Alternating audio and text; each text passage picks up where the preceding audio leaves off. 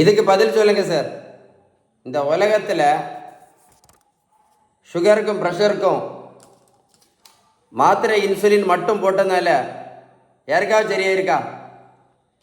சொல்லுங்க, யாருக்கா சரியா இருக்கு? இந்த உலகத்தில் சரியா இருக்கா?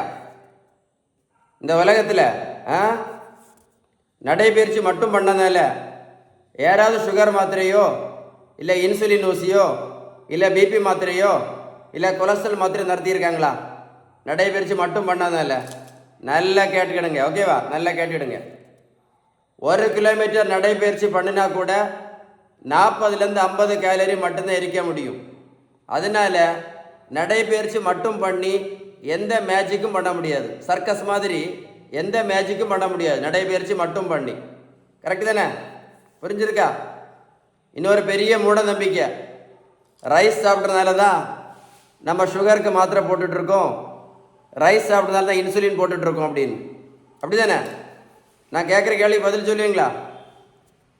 நான் கேட்குற கேள்விக்கு பதில் சொல்லுவீங்களா? வட இந்தியாவில் அவங்க ரைஸ் சாப்பிடவே மாட்டாங்களே.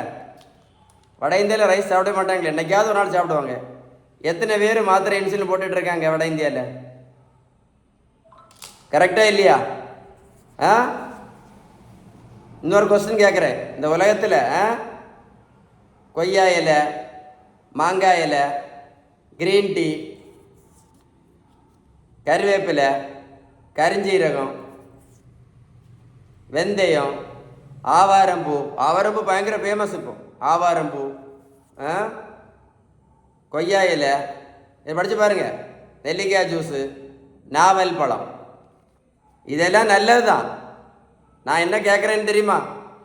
இதெல்லாம் சாப்பிட்ட பிறகு கூட எப்படி வெந்தயம், கருவேப்பிலை, கரிஞ்சீரகம், மாங்காய் இலை, கொய்யா இலை இதெல்லாம் சாப்பிட்ட பிறகு கூட சுகருக்கு ஒரே ஒரு மாத்திரை சாப்பிட்டுட்டு இருந்த பேஷண்ட்டு இப்போ 3 மாத்திரை சாப்பிட்டுட்டு இருக்காங்களே. சுகருக்கு மாத்திரை மட்டும் சாப்பிட்டுட்டு இருந்த பேஷண்ட்டு இப்போ இன்சுலினும் சேர்த்து போட்டுட்டு இருக்காங்களே. வெந்தயம், கருவேப்பிலை, கரிஞ்சீரகம், மாங்காய் இலை, கொய்யா இலை, நாவல் பழம் இதெல்லாம் சாப்பிட்ட போகிற கூட. நல்லா கேட்டுக்கிடுங்க. மருத்துவத்தில் உள்ள ஸ்டாண்டர்ட் புத்தகம், இந்த புத்தகத்தை படித்து பாருங்கள். ஹாரிசன். இந்த புத்தகம் என்ன சொல்ல தெரியுமா? என்ன சொல்ல தெரியுமா? பேலன்ஸ்டு டயட் நீங்கள் கரெக்டாக ஃபாலோ பண்ணீங்க அப்படின்னா, பேலன்ஸ் டயட் கரெக்டாக ஃபாலோ பண்ணிங்கன்னா சுகர் மாத்திரையும் இன்சுலினையும் நிரந்தரமாக நிறுத்தலாம், நிரந்தரமாக நிறுத்தலாம் அப்படின்னு அந்த புத்தகம் சொல்லுது. அப்படின்னா remission, REMISSION, remission is possible by balanced diet only அப்படின்னு சொல்லுது. ஸோ சுகர், ப்ரெஷர், கெட்ட கொலஸ்ட்ரால், ஃபேட்டி லிவர் இந்த மாதிரி பிரச்சனைக்கு எல்லாமே ஃபஸ்ட்டு ட்ரீட்மெண்ட் அந்த பெஸ்ட்டு ட்ரீட்மெண்ட் பேலன்ஸ்டு டயட் அப்படின்னு நான் சொல்லலை, அந்த புத்தகம் சொல்லுது. ஹாரிசன். எடுத்து படித்து பாருங்கள். இந்த பேலன்ஸ் டயட் நீங்கள் கரெக்டாக ஃபாலோ பண்ணிங்கன்னா இந்த இன்சுலின் ரெசிஸ்டன்ஸ் சரியாயிடும்.